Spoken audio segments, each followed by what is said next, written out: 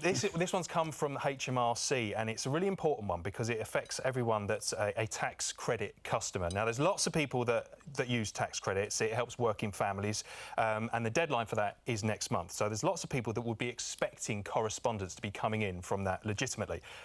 Unfortunately, scammers have tapped into this market, and they've been sending out a lot of emails and texts to these people saying, there's problems with it, we need some extra financial information, give us your bank details, click on these links, or in some cases they're saying you've been overpaid, so you need to pay some of the money back to us, when in fact it's just the scammers that's asking for these payments to be made. It really, really is nasty stuff. So there's a big warning out for everyone to be on the lookout for this. OK, so what's the advice with that then?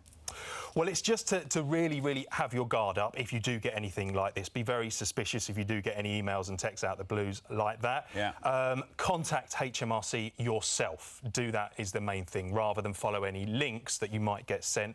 Go online and follow the proper gov.gov website to contact them, and just see what the status is with your tax credits, and follow and see if there is anything you need to do, because that's the only way you can do it and keep yourself safe, really. There's also an email that they've set up specifically, which we can show you now. Let's have a look at this email here. It's phishing@hmrc.gov.uk. If you do get anything, you can forward it direct to them on this special email that they've set up. Yeah. Really, really important that people do that, because the more people that do that, the more action that can be taken. Please don't suffer in silence. OK. One of the scams we've talked about a lot on this show is the text and email scams regarding like Royal Mail and Hermes and DHL, to name a few. These are still going on despite all those warnings. Why is that? They are, and I think the reason, I know why you're laughing. We're going to come to you in a moment. I'm a victim to the system. Yeah, the reason is because they're so easy for scammers to send out thousands of these things at once. They can send out thousands in the hope that a few people will take the bait and click on it and send them some money, and it's very complete chances, aren't they? They are. That's exactly why they're doing, and we're going to show you now actually just how realistic these things can look, because a lot of viewers have been in touch and said, well, what happens if you do follow the links? Let's have a look now. Good. So you've gone through the process, haven't you? To we see have. Exactly So we've set up the process and we've filmed it. So let's just have a look at this clip now.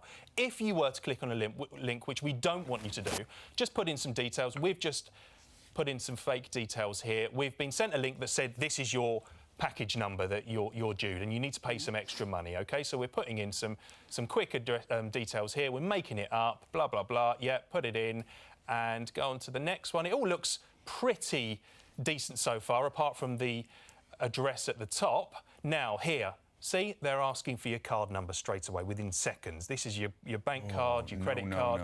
And within literally a matter of seconds, the scammer can have all of these details where they're going to get your money and do any number of things. But here's the thing, when you click on that bit, now that looks exactly like... Still looks... It is the website that it goes to. Pretty genuine, and you even got a confirmation there to make people think, oh, I've done the right thing. Now, if we see, we've even got completed status. Now, the address at the top there is not the correct address, so these are always the little clues that you need to be looking for.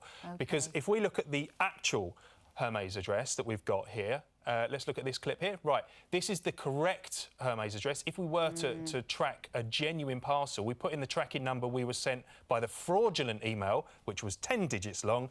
You can see there at the top, they actually want a 16-digit number, so it would never even work. The quicker you report these things, the more chance you have of getting it stopped. And spotting out the tiny, tiny little apostrophe or the one spelling mistake is very often the thing to look out for.